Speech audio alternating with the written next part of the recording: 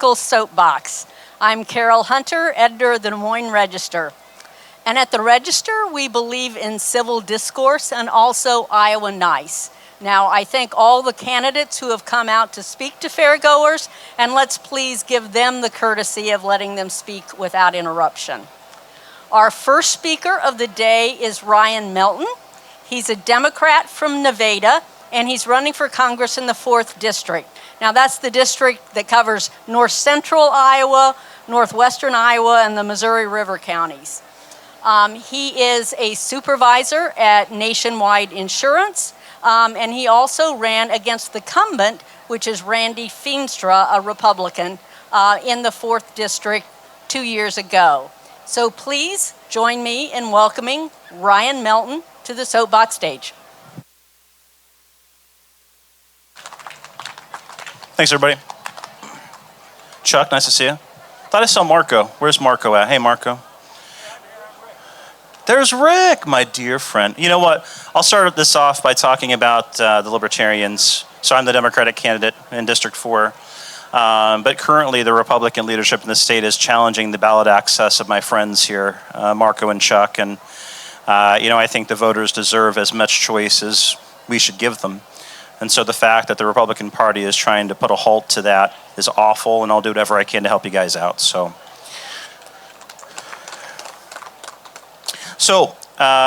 probably the easiest thing to do is just to talk to you a bit about the issues that continue to come up over and over again with regularity on the campaign trail. Now, one thing I think you'll notice is that as I go through these issues, most of these issues are actually issues that have bipartisan concern. More than bipartisan concern, libertarian, independents, Greens, et cetera, et cetera, et cetera. So I want to go through the issues, but usually when I'm on the campaign trail and I'm talking to people, the lens through which I look at my campaign is one of the hollowing out of my congressional district. So hands raised, how many people live in the 4th Congressional District? A few, okay, hey there, Maddie. So there's 36 counties in our 4th Congressional District, right? One of the biggest congressional districts in the country when you remove the states that have one congressional district. So I'm on the road quite a bit. Of those 36 counties, the vast majority of them have seen really steady, massive population decline for the past 40, 50 years, right? And we've kind of crossed a number of threshold points now to where we're starting to see the severe impact of that hollowing out. So usually when I'm on the campaign trail, I'm making those kinds of references and looking at it through those kinds of lenses. So let's start with mental health care. This comes up all the time on the campaign trail. So currently Iowa is last in the country in mental health care bed availability rate. And pretty much any quality of life indicator that's struggling statewide, it's even worse in my district, right? So over and over again, I've talked to people, younger people, older folks who have gone through mental health crises. And there's a very common trend or thread throughout all of those situations, which is the long wait to find a mental health care bed in our district.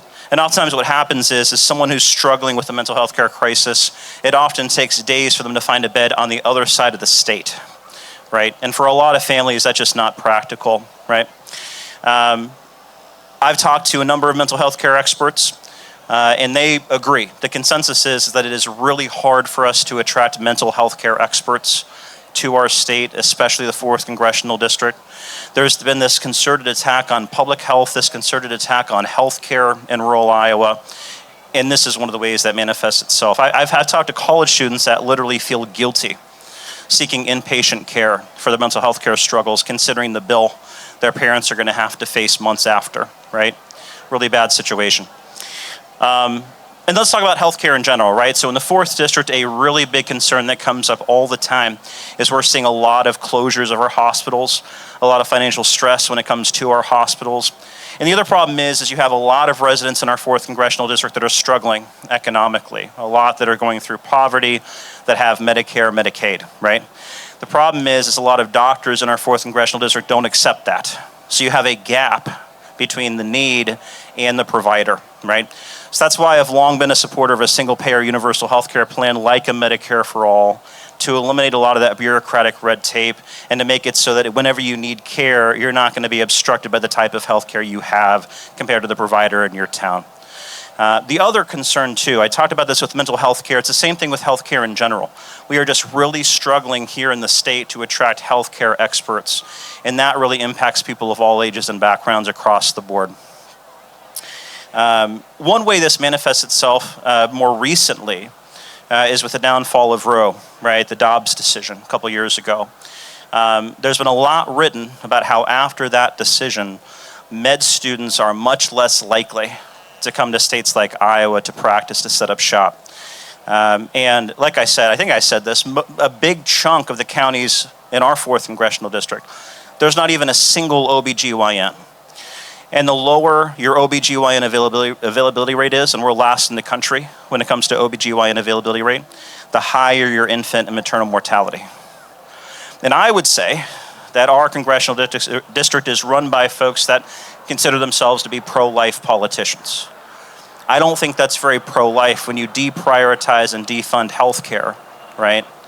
And make it harder if you're suffering from a pregnancy crisis or medical emergency to get the care you need. Oftentimes our folks have to drive to the next county over, and time is of the essence in those kinds of situations. Someone was recently bragging to me in one of our 36 counties about how that county just got their first ambulance. That's how far backwards our 36 counties in our congressional district are as far as where we should be. We should not in 2024 be bragging about a county getting its first ambulance. We are falling further behind, right? And to amplify that falling behind, my opponent, our incumbent, Randy Feenstra, for the 4th year in a row, has asked for literally $0 in community aid improvement money. Every member of the House of Representatives in Congress has this opportunity to ask for community improvement money. 4 years in a row, representing a congressional district that is struggling so severely financially. He not only has asked for $0 every year, he brags about it. The other 3 Republicans representing the other 3 House districts just this year alone asked for a collective $115 million. And they should. That's why we elect them. That's why we pay federal income taxes, so that our communities can be rejuvenated. But Feenstra is doing the exact opposite. Another big thing that comes up, and this is not a partisan issue, this is a concern among Republicans, Libertarians, Independents, Democrats, is our state's cancer crisis. We have the 2nd highest cancer incidence rate in the country. We're the only state in the country with a rising cancer incidence rate. You would think, with stats that glaring, that every elected official would be ringing the alarm bells saying this should be top priority. But no. And that's why my Republican friends are so angry, because the state party and the national party on the Republican side refuses to talk about the crisis, right? And my Republican friends, my Democratic friends, my Libertarian friends are all very concerned about the cancer crisis. Every week on the campaign trail, I meet a new person that either has cancer or their loved one has cancer. I was up in Sioux Center a month ago. A woman spoke from the crowd and said that she has 4 nieces and nephews, all in their 40s, who have cancer right now in Iowa. One of them who's dying right now. But here's even the more shameful thing about that, right? It's shameful enough that our elected officials are not trying to get to the root of the cancer crisis in this state. It's even worse than that. Just the last session in the Iowa State Legislature, instead of pushing for funding to get to the root causes of our cancer crisis and to begin the work to mitigate them, what did they do instead? They instead, after taking hundreds and hundreds and hundreds of thousands of dollars in corporate dollars, instead pushed a bill in the state legislature to absolve corporations of any legal liability for the public health damages their products are bringing to our state. Just a complete sellout of our state to corporate power. And that's making Democrats, Republicans, Libertarians, etc. very angry, as it should. Public education obviously is a big one. I've had a number of Republicans tell me that they're voting for Democratic straight party ticket as a protest vote against their state party leadership's attacks on public education in the AEAs, right? Now, we've all talked about the obvious stuff when it comes to these attacks on public education, how it's harder to find experts to come teach here, the obvious downstream impacts economically to our communities.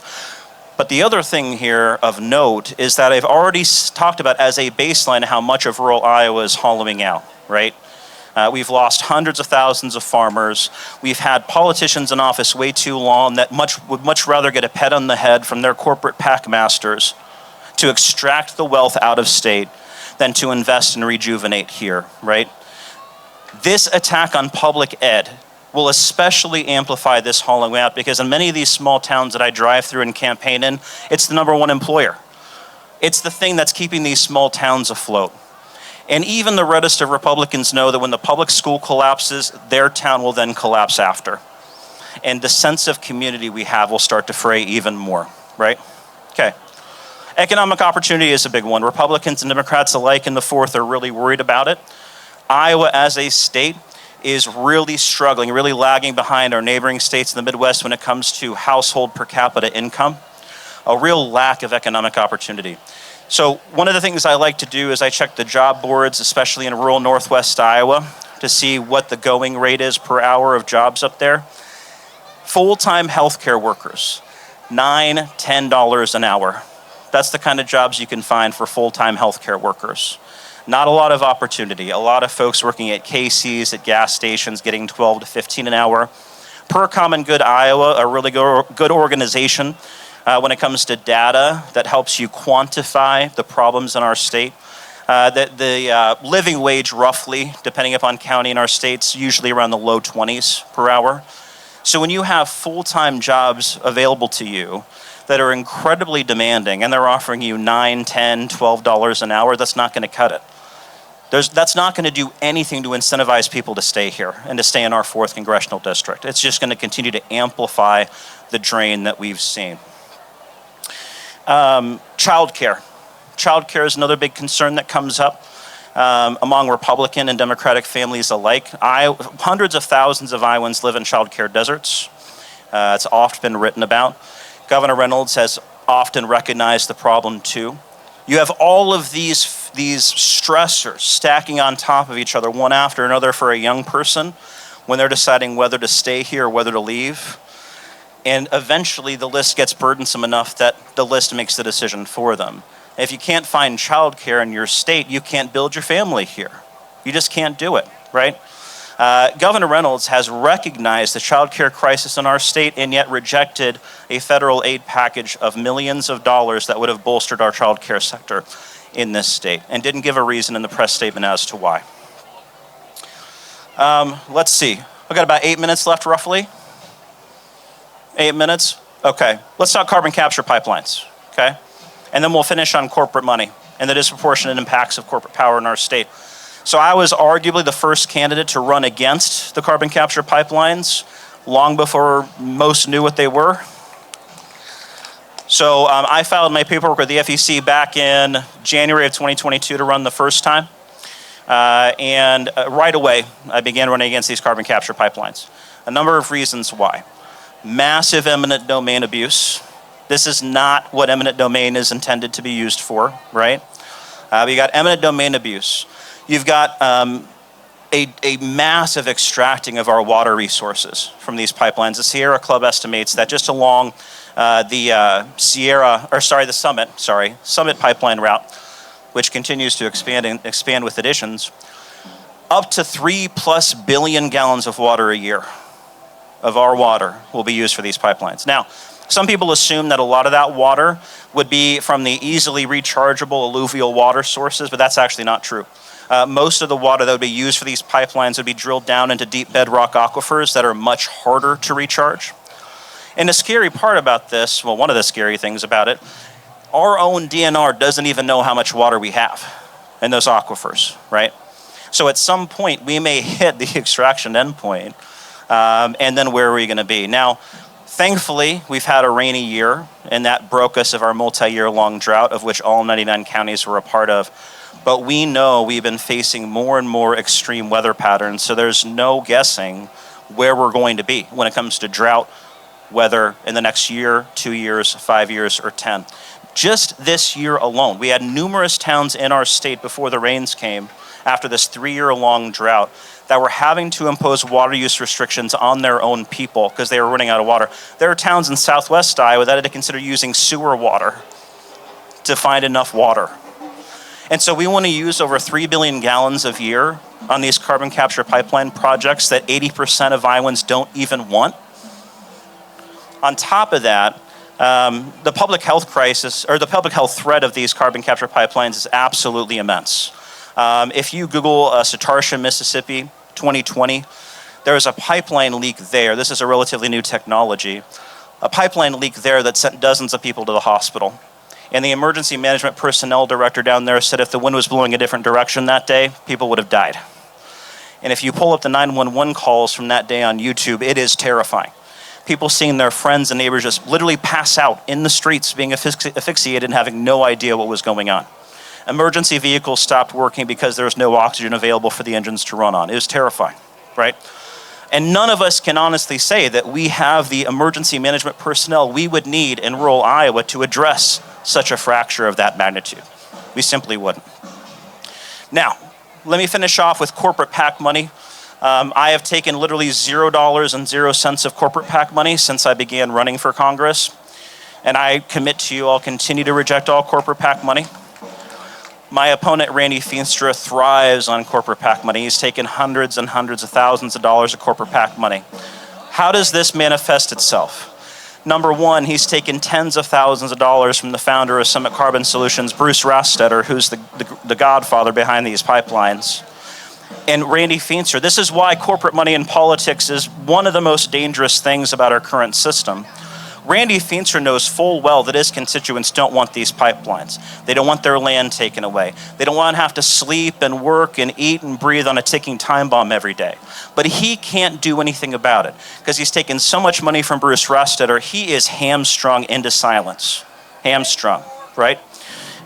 Maybe one of the biggest things I'm proud of, and then I'll wrap up. We're probably about done, right? Oh, 4 minutes, okay.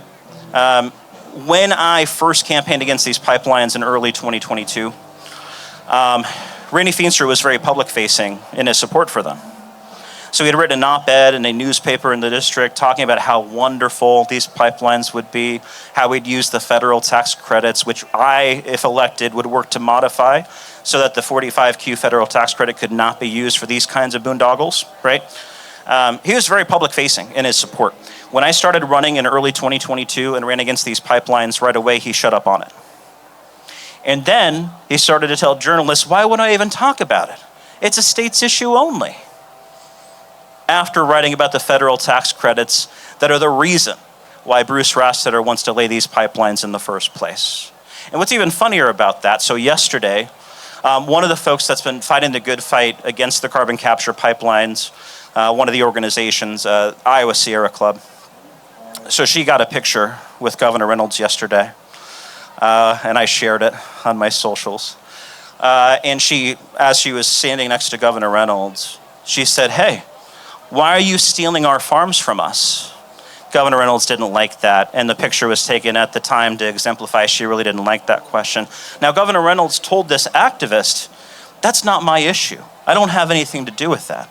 So here's the thing. You got federal folks who are saying, oh, that's not my issue, to avoid talking about it because they know how toxic it is, but they're hamstrung because they're swimming in corporate PAC money. And then you have state officials saying, oh, that's not my issue. I don't have anything to do with that.